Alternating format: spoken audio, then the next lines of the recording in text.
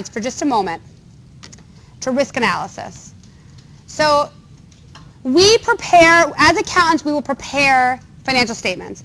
But it's also really important to understand the perspective of the user, which I've discussed before in this class, the importance of understanding the user's perspective.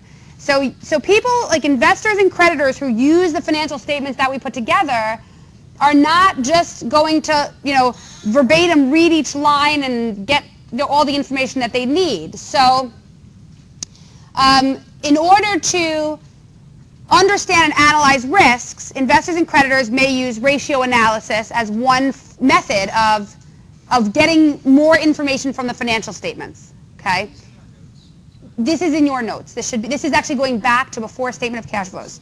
Okay? It's in those same slides, but I had skipped them because I wanted to get to cash flows last week. So ways of doing financial statement analysis. So one thing is use comparative financial statements. So this is a big thing.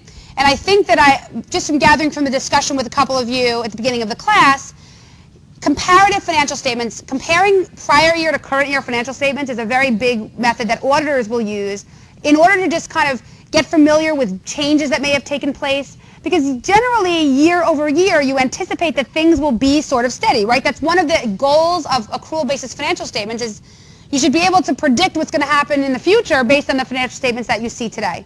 Okay?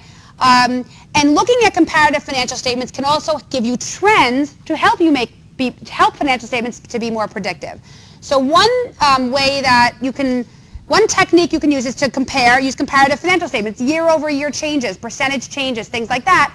And then other ratios, analyzing within that year's financial statements is another way. Okay, taking different information and looking at them together. So I'm not going through every possible ratio that you can do. I'm not, I'm just going to touch on the thing to cash. So what do you think, if you were thinking about ratios that involve liquidity, what kind of items are we looking at? Current, like short-term things that are probably current as opposed to long-term. So